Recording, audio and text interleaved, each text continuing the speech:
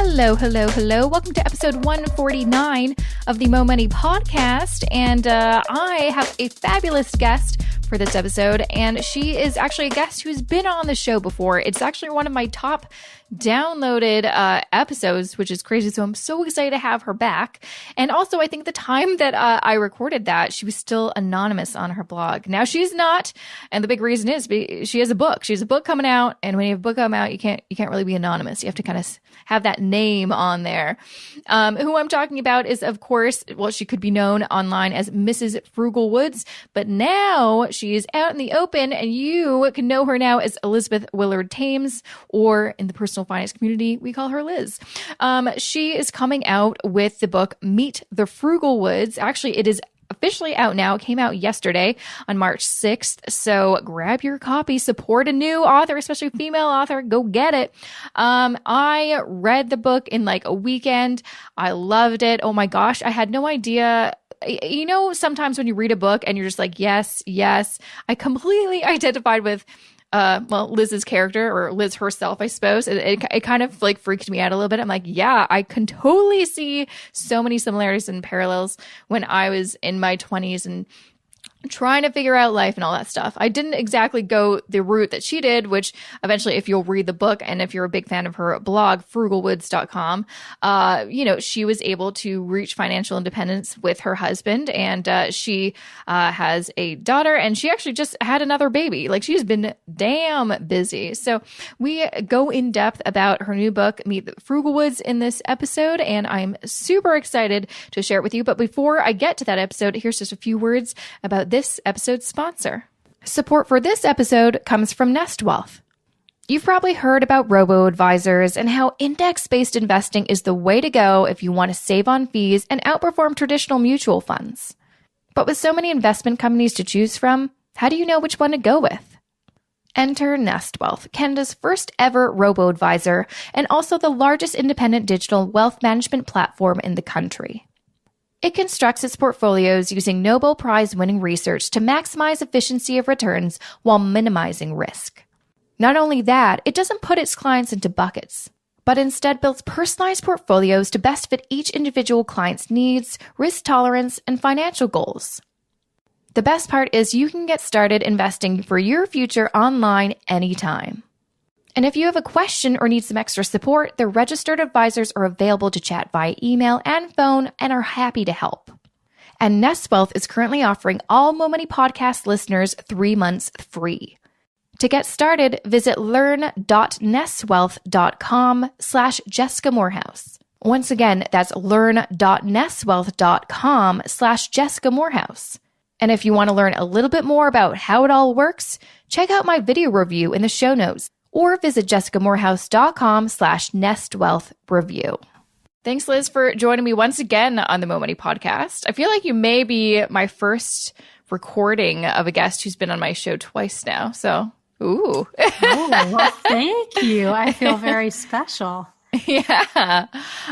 So last time I had you on the show, we talked about kind of your journey to financial independence through frugal living. It's a big hit. It's one of my most popular episodes, actually, because I think people really identified with your story and just got really interested, because it seems like it's a thing that anyone could pretty much do. You don't have to be anybody special. You don't have to start out rich to be able to kind of achieve what you did. Most people, were probably in your shoes, or a couple of years ago. So that's kind of, I think, a reason why lots of people feel like hey, maybe I could do that.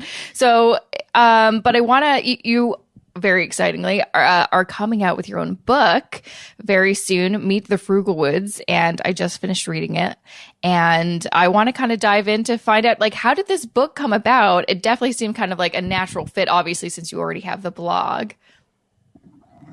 Sure. So I've been writing my blog, frugalwoods.com, for almost 4 years now. Mm-hmm. And a couple years ago, an editor from HarperCollins came to me and said, "Do you want to write a book?" Ooh. I said, "Oh, I've always wanted to write a book."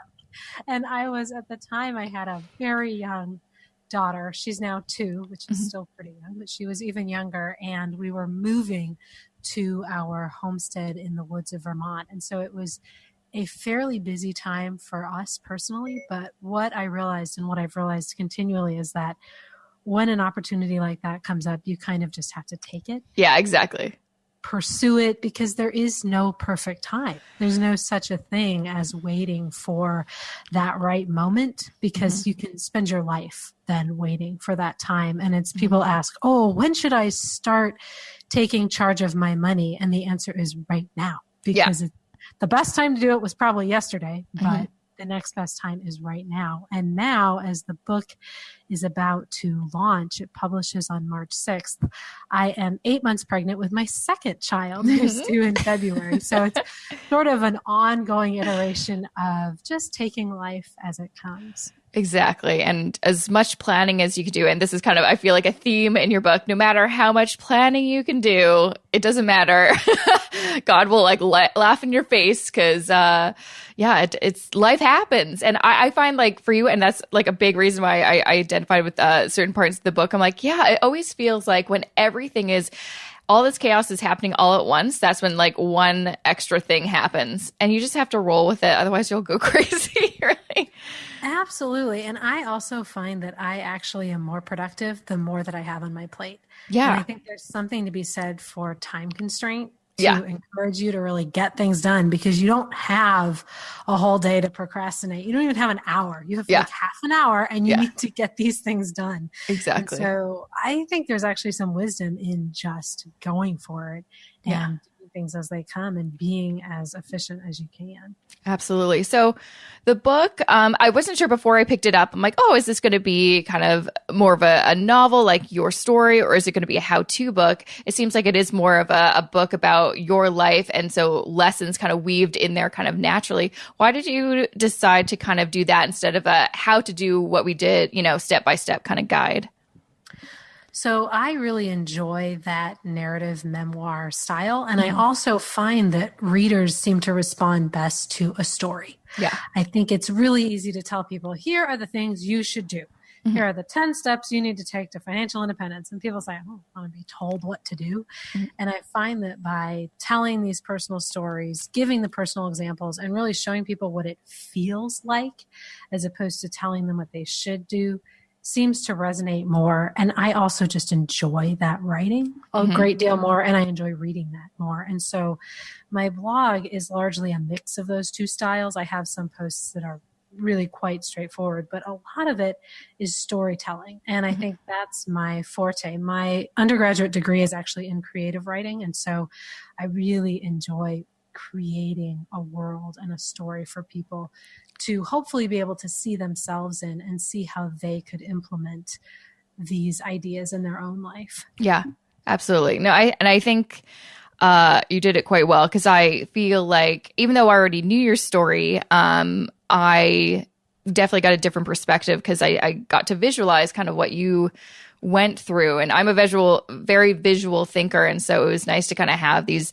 very descriptive passages on like, your move to New York. I'm like, oh, wow, I can feel, I could feel the struggle in New York. And I really like at the end when you talk a lot about making that move to the woods, and how one of the things that you really were surprised by it, but are, glad with that. I'm like, oh man, that sounds awesome, is moving to a smaller community where it really is about the people. You mentioned a lot, obviously you lived in, busy city of Cambridge, Massachusetts for a while. And I live in Toronto, and then I lived in Vancouver, two big cities. And even though you're surrounded by people, you have your pockets of, friends, but sometimes you're just walking in a crowd alone. And that's one of the things I've always struggled with too. And sometimes when me and my husband went on vacation to the Maritimes and visited family in New Brunswick, and it was a very small town. And I loved it because everyone knew each other. They swapped like, oh, you need some eggs? I've got eggs. Do you need, whatever. And it was just like such a nice community feeling that you don't get when you live in the city. So is that, I want to there's so many things I want to dive into, but I would actually really love to talk about specifically, like, what is your life like now and how does it compare to city living? Whereas I think a lot of people listening probably are city dwellers. We love living in the country. I have to say, it is our dream come true. It's really the life that we had always hoped we might be able to create. And what I would say is that while that's our story and that's what we've done, I think that a lot of the lessons that I talk about in the book and on the blog can be applied no matter what you want to do. Your goal might be to move from the country to the city, and you're trying to put yourself in a financial position to do that. And the overarching ideas of the book aren't that you should move to the country, because it's our individual dream, and that is not the dream of everyone. The goal with the book is to get people to ask, what would I do with my life if I did not need my paycheck? Yes. How would I conceive of my use of time, my use of money? What do I want to do in 10 years? What do I want to say that I've done over the course of my lifetime? Mm-hmm. And for us, that was moving to a very rural homestead in the woods of Vermont. For mm-hmm. you, that might be becoming a yoga teacher in New York City. So you could mm-hmm. have a radically different view, but you could really use these same steps. Mm-hmm. So for us, the reason we decided to move out here is that while we were living in the city, we came to the realization that we were happiest when we were hiking in nature, which is pretty different than living in the middle of an urban area. Mm-hmm. And we were driving these long distances to go hiking every weekend. And we started to realize this does not make sense as a way of constructing your life. And we thought about a number of different iterations of life, where maybe you have a cabin in the woods and go there periodically. Maybe you live part of the time in the woods. Maybe we took our traditional retirement at age 65 to the woods. And what we finally realized is that there's no point in doing that. If you want to be somewhere different, you need to just do it. Yeah. You need to happen. And so once we acknowledged that we really wanted to live in a rural area, we made a plan, both a financial and a philosophical plan, and then we executed on it. And for us, living out here lets us use our time as we want. Mm-hmm. And I think it's really important to recognize that while financial independence is a financial goal, what it's ultimately giving you is control over your time. Yeah. That is the biggest factor for us in our happiness, is being able to determine how our days go, and being outside when we want to on our land, hiking around, being inside, reading books when we choose to do that. Being able to be stay-at-home parents for our children is a very important element of this as well. Mm. And we've found that living in the country is a wonderful place to raise kids, and we have a very rich, loving, supportive community of people here, which really makes our lives so much more enjoyable. There are all these intergenerational relationships where we like to say we have friends who are 9 years old and friends who are 90 years old. Mm-hmm. And it's such a wonderful way to live, because you learn and you grow and you derive so much from all these different relationships. It's also true that barter and trade is alive and well out here, which is a wonderful frugal element to life. Most people who live out here are just naturally frugal. So the things that I talk about, they say, well, yeah, that's just, we've always done that. That's what you mean you write a blog about this. Doesn't everybody just live that way?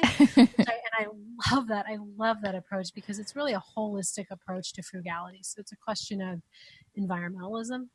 It's a question of your impact on the world. It's a question of self-sustainability, creating your own food sources. And it's a question of being a good neighbor. So being there to help people out and not expecting or asking for money in return. So what I like to say is that a lot of work gets done out here cooperatively, but very little money changes hands. I like that. And I feel like that's starting to kind of infiltrate our generation. I love that it's alive and well in the country. I would love to see it, more prominent in the cities, because there's a lot of people that need help, and it doesn't necessarily have to be like, well, you have to pay for that, right? That's, one of the reasons there's a company that started in Toronto called Buns, and it's just a trading zone. So it's like, oh, I've got something, you need it, want to trade, and then we'll do it. I'm like, that's a great idea. And it's not a new concept. It's a very old concept.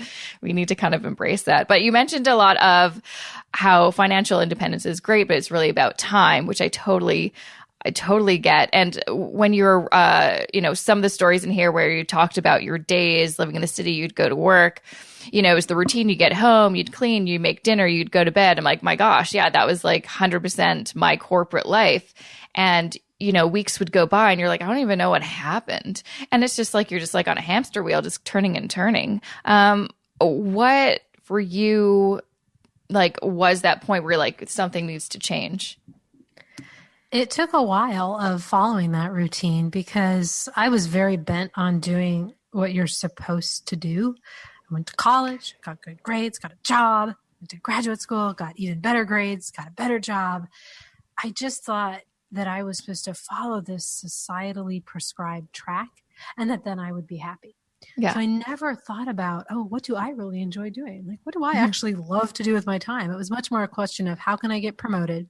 How can I become a manager? How can I get a higher salary? How can I achieve more external success and external validation with no consideration for what I actually like to do? Mm-hmm. And it was a long process for me to understand that no one else cares how you live your life. It's true. You're the only one who cares. And at least I spent a lot of time, a lot of money, and a lot of stress in service of doing what I thought other people wanted me to do. Mm-hmm. And finally acknowledging that I need to just do what I think is best is going to yield not only my own personal happiness, but a much greater impact on the world, a much more positive life, and just so much less stress and so much less spending of money. Yeah. Yeah. And I find it's really all related. It's all part of a whole. Mm-hmm. And so coming to that recognition was crucial for me. And it was a question of really working these careers that my husband and I thought we should work, doing what we thought we should do, and recognizing that we were unhappy and having the self-awareness to see that we needed to change. Mm-hmm. And that's not easy because we essentially threw away these careers that we'd had. Yeah. Is one way that you could look at it. And I thought, can you even do that? Is that allowed? Nobody does that. So granting yourself the permission to say, you know what? I hate being a lawyer. I want to be a skydiving instructor or whatever it is. That's okay. You need to give yourself the permission to acknowledge that and then to change. And I think making that strategic, decisive change and doing it is very important because, again, you can spend so much time deliberating over this. And it doesn't mean that you quit your job the next day. Mm-hmm. I really don't advocate for being reckless. Mm-hmm. What I think it means is you acknowledge that, you internalize it, you live with it for a while, and you make a financial plan that's going to make that sustainable. Mm-hmm. I think there are examples in our culture of people making the knee-jerk decision to quit their jobs without the financial backing and without the planning. And I think those are the stories that we hear and become afraid of making a change because it's really not a good idea to do that. You need to have a financial plan in place, whether that means you're going to reach financial independence or whether you're going to find a way to live on a much lower salary or whether you're going to create passive streams of income. And by the way, I've sort of done all of those things. So it can be an all-inclusive approach that you take. Mm-hmm. Yeah, no, definitely. And you go into the book about how when you did make that decision to, leave your jobs and move to the country, you made a plan. And there's certain times you're like, I just want to quit. But you're like, no, we have a plan. Yeah. We're going to make sure we have money in the bank so we can make this, viable. Because, you don't want to quit your job and then, live off your savings for 6 months and then have to get another job. Right. I think it's really important to understand that money is not everything, but money is what enables a lot of opportunity. Mm-hmm. And if you give yourself financial security, you can pretty much do anything you want with your time and with your life. Yeah, exactly. So we kind of mentioned if you're a lawyer and you're not happy, you can be a skydiving instructor, whatever.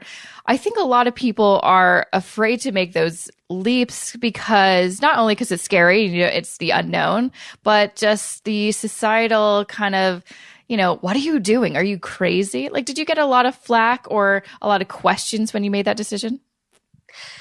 It's interesting. We actually didn't. And I think it's because we didn't tell anyone for a very long time. Because this was kind of part of our approach. We really needed to sit with the idea. Yeah. And I don't think you need to broadcast this idea to the world as soon as you make it. You can sit with it. You can think about it. You can research your options. And it doesn't need to be something that you share broadly. We told our immediate families and they're very supportive and they just said, well, okay, I'm actually not surprised that you all want to do that. And the other thing for me was writing Frugalwoods really allowed me to connect with like-minded people who were on a similar trajectory and to learn from them, which I think is very important to do. And also to really think through our plan. When you're writing about it or talking about it with people you trust, you get a chance to think of all the nuance in your plan. And we spent years researching, what does it mean to move to a rural environment? What does it mean to quit your job? And we spent a lot of time house hunting. We spent a lot of time researching what we would do with our investments and our assets in the long term. And so give yourself that time. You don't need to tell the world. And it's very exciting because you really do want to tell everyone. But if it's kind of this half-baked idea that you have clearly not thought through well, you might not get a good reaction. So take your time, do your research. You can keep it under wraps. And for us, also then having kind of the backing of years and years of thinking about this allowed us to speak about it much more confidently. And then it's ultimately a question of, it's really no one else's business. You have to do what's right for you. You're not living for anyone else. And so the way that I think about this is a combination of living without regrets. And then also, when I am an old woman looking back on my life, what do I want to have done? I guarantee that what a boss thought or a neighbor or an acquaintance thought is not something that's going to come up in that exercise. So imagine yourself at 90, at 100. What are the things that you want to say you've done? And then do them. Yeah, absolutely. It's like the responsible way of YOLOing. Yes, it is responsible YOLO. Absolutely. And it's funny that you mentioned this. I definitely identified with a ton of parts in it, especially with leaving the job and all that stuff. I definitely did a ton of research myself, and I'm so glad I did, because that's the way I was able to kind of sustain things. But yeah, like you said, it's no one's business. And I got some, questionable, like looks like, really? You quitting? What are you doing? You're on a trajectory. Just, wait it out. You'll climb that corporate ladder. But now it's funny that it's like a year later of me being self-employed. I'm like, why was I even trying to climb that corporate ladder? Why? I don't even know why it was so.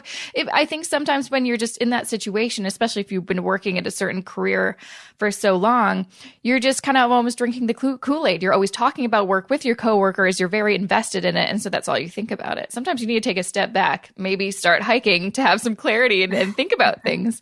I did actually really like that you mentioned that hiking is one of the things that kind of just gave you a sense of peace and just joy. I think that's another thing that's kind of lacking in a lot of our lives. We're very busy. We're always connected to our phones and Instagramming stuff. We rarely take the time to just do a hobby for the sake of joy. Yes. And I did not used to do hobbies for the sake of joy because I thought it was a waste of time. Yeah. Actually, like I'm not productive, right? You're like, well, this is a huge waste of my time. There's a whole chapter in the book on the first time we went hiking and how much of a waste of time I thought it was and how angry I was to be the day walking around the woods. You know what I need to be doing. And so granting yourself the permission to pursue those kinds of hobbies, I think is very important because it does give you mental clarity and mental space to think. Yeah.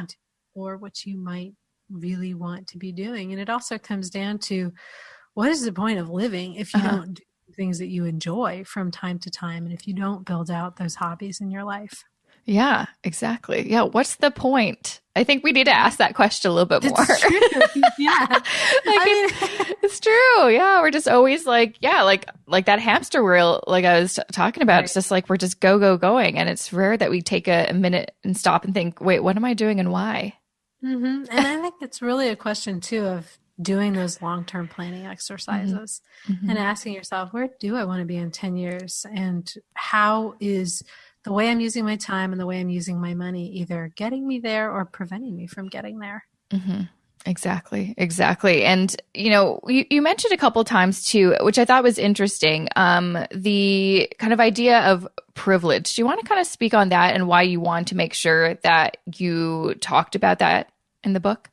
One of my favorite topics. Mm-hmm. So it's my opinion that this whole conversation that we're having and the whole tenor of the book is a very privileged conversation because just talking about financial independence as a possibility and just talking about that idea of what you want to do with your life as opposed to what you have to do stems from, I believe, a great deal of privilege. And my husband and I are very fortunate that we've come from privileged backgrounds. We had stable, loving parents, homes where we were well educated, well cared for. We were both able to go to college. We both were able to get good jobs after college. And I think that those elements are transformational in the successes that we've had.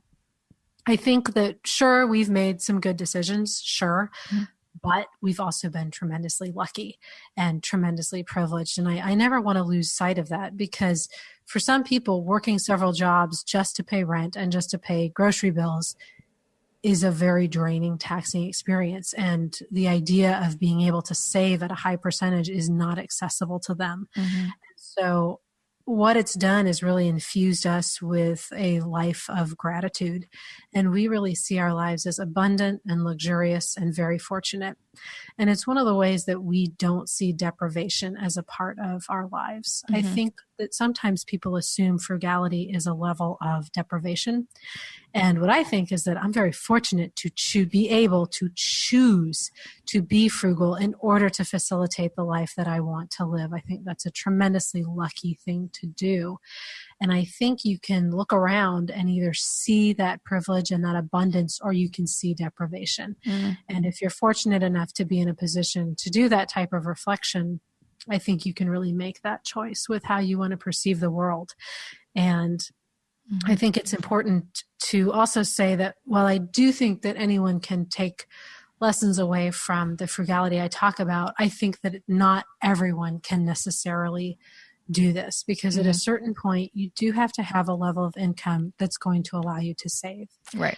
And, there are 3 variables to financial independence. There's time, income, and expenses. And obviously the higher your income is and the lower your expenses, the faster you're going to get there. Yeah. That being said, if you're making $500,000 and spending all of it, you're not going to get there. But if you're making minimum wage and your expenses are very close to your income, it's going to be very difficult to save at that higher rate. And so I think it's just important to have that recognition of privilege as part of this conversation. No, definitely. And especially I feel like I've been talking to a lot more people, kind of part of the FIRE movement, financial independence, retiring early. And a lot of them are able to kind of achieve that goal of retiring early at a young age. And I think that's admirable. That's exciting. It's motivating and inspiring. But I'm like, well, I know I probably can't do that in the next 5 years. So it's great to have this knowledge that this is potentially a possibility, but all of our timelines might be different depending on those 3 elements you mentioned: the income, expenses, and time. And that's fine. And I think that's the other thing that kind of drives me crazy is we always perceive certain things like reaching financial independence as a race. You're more successful at achieving it if you've done it, in your 30s. It doesn't matter. Kind of like we talked about earlier. It doesn't matter. It doesn't matter at all. And you also don't need to be strictly financially independent in order to be financially stable. Yes. You can create a fantastic life for yourself where you're debt-free, you have a great emergency fund, you have retirement funds, you have investments. You are financially very comfortable and ahead of most of the people in the country. You may not be quote unquote financially independent, but you're living a life free from worry about money. And that's huge. That could be a transformational element of living. Worry over money is a leading cause of divorce in the United States. Yeah.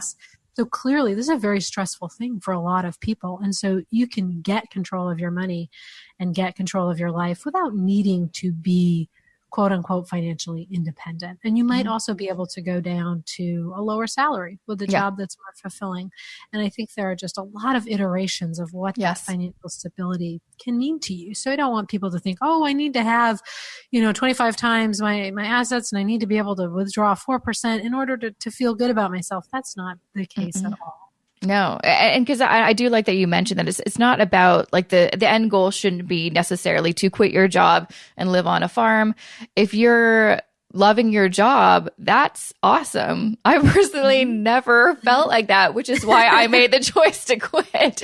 But man, if I had a job that I loved, then I would be there. And that's, and you never know, maybe down the road, I will, go back to a 9-to-5 job if it makes sense And I love it, right? Like it's really about, yeah. Well, and also you and I choose to work. Yeah. These jobs. Yeah. I mean, I still work. Yeah, I still work, but love it. I love work. Exactly. Writing a book is work. Oh, yeah. It's not easy to do. I will just throw that out there. So it's not a question of, I never want to do any work again. It's, I want to do work that's fulfilling and meaningful. Mm-hmm. Exactly. Well, thank you so much, Liz, for taking the time to chat with me. Where can more people find out about your book and about you? So they can find me at frugalwoods.com or on Instagram, Facebook, or Twitter at frugalwoods. We're pretty consistent. Yeah. And the book publishes on March 6th, 2018. And if you order or pre-order the book before March 13th, you can get a free signed bookplate from me. And there are details on frugalwoods.com about how to do that. Fabulous. I'll link those in the show notes. Well, thanks, Liz, once again for joining me on the show. It was a pleasure chatting with you. Thank you so much. I appreciate it. And that was the lovely Mrs. Frugalwoods, or Liz. And you can, of course, make sure to grab a copy of her book, Meet the Frugalwoods. It is officially out now. And, from being, kind of a weird situation where I'm friends with a lot of new authors this year, which is so great that I get to promote them and share them via this podcast, let people know. I know it's very critical for them to, see success through their book is in that kind of first couple weeks, first month situation. So important. If you want to support Liz, because she's an awesome gal and her book's great, make sure to grab your copy at wherever bookstores are sold or Amazon. Make sure to, of course, leave a review online on Amazon or Goodreads or wherever. And enjoy and let me know what you think. Because for me, I finished the book. I'm like, I literally started talking to my husband. I'm like, we need to make plans so eventually we can buy an acreage, move to the Maritimes, and just live our lives. Simple life. How nice would that be? It's years away, but you never know. Anyways, so make sure to check out the show notes at jessicamorehouse.com for some more information about everything we talked about, some links to read the book, buy the book, support the book, and all that kind of great stuff. I've got a few things to talk to you about, but don't go away. But first, I just have a few words about this episode's sponsor. Support for this episode comes from Nest Wealth. Want to start investing for your future? Luckily nowadays, it doesn't mean you have to make an appointment with some suit in an office. Actually, you don't even have to leave your house. Nest Wealth, Canada's first ever robo-advisor and the largest independent wealth management platform in the country, provides a new way to invest your money.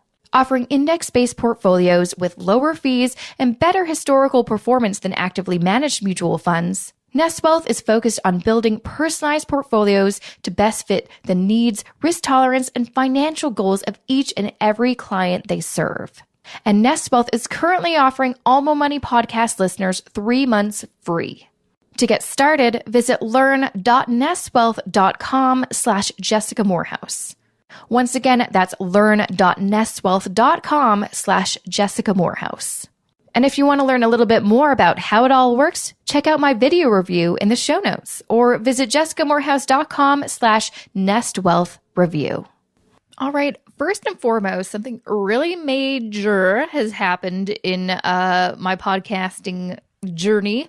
I finally, after almost 2.5 years, have cracked the 100 mark in the Canadian iTunes reviews. So I know I always chat about, hey, send me a review. It's because it actually helps me in the rankings so more people will be able to find me. iTunes, just like every other thing, has an algorithm, and this is one of the elements that helps people basically find podcasts. And I want to help people. I want to change people's money situations. And thanks for everyone for basically helping me get there and reaching this milestone of 100 reviews on Canadian iTunes. I think I'm about 61 reviews on the US. So my American friends, please help me out. I'm almost 39 reviews away. So it takes 2 seconds to send me a review. But anywho, I want to say a big thank you to the Canadian reviewer who got me to 100. Drew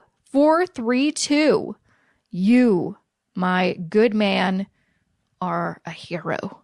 Okay, maybe that's going a bit far, but you are a hero in my eyes because you got me to 100, and that's pretty sick. That's pretty cool. So his review, short and sweet, just like this guy. Well, he may not be short, but he's definitely sweet. His review is most balanced Canadian podcast. Thanks for the great content. No, thank you, Drew, for changing my week. I'm not going to say life, but you definitely put a boost in my week. Another kind of, was it a skip in your step? Is that? I'm terrible with sayings. Anyway, thank you, Drew, for that. So if you want to help me get up the rankings and support your gal, Jessica, and the Mo Money Podcast, make sure to take 2 seconds out of your day and leave me a review. I'll give you a shout out on a future episode. Anyway, so besides that, usually I kind of take this opportunity to say some other projects I've got going on, some exciting things I've got going on. Well, there's a couple. Well, first, if you're in Toronto, I will be participating in this event for this program that I'm an ambassador for called Stance. You can find more information at stnce.ca. Stance. It's like Stance without the A. And we are doing an event March 28th with some amazing people who are going to be there. You can buy your tickets now, March 28th at 6 p.m. at the Broadview Hotel. And I will be amongst some amazing ladies, including Desiree Odjick from Half Banked, who's been on the show. Kristen Wood, she is the owner of the 10 Spot Beauty Bars in Toronto. Rubina Ahmed-Haq, also been on the show.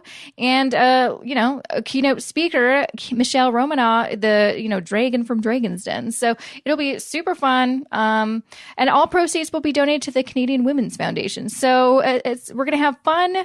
We're doing some good, and I want to see you there. So make sure to go to stnce.ca/events for some more info.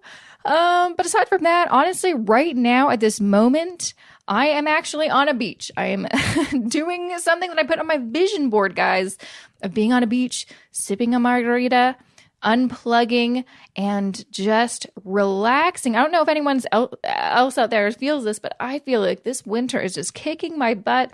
And it was doing the same thing for my husband. We just looked at each other. We're like, we have this luxury of being self-employed that we can make our own schedules. But still, obviously, we have a lot of work to do. So we had to still kind of book some time. So we didn't book anything in, that kind of window. And but he got his passport because it expired and he forgot. But luckily, he was able to get it in a matter of days. And then we booked 2 days before we left a trip to Tulum, Mexico. So that's where I am currently, in case you're wondering, why are you so silent on social media? That's because I'm trying to have a social media detox a little bit. But anyways, I'll be back in a week. It's just a 7-day trip, and then I'll be back here. But that doesn't mean that I'm not going to put out episodes, obviously, because, I get my stuff together and put them out in advance and all that kind of stuff. So anywho, that's where I'm at. I'm in Mexico. And I'm going to be recharged, refreshed when I come back, and I'm going to get back to a lot of exciting things and I'll definitely share all that stuff when I get back. Anyway, that's enough talking from me. Thanks so much for joining me for this episode of this show. I will see you back here next Wednesday for a fresh new episode of the Mo Money Podcast.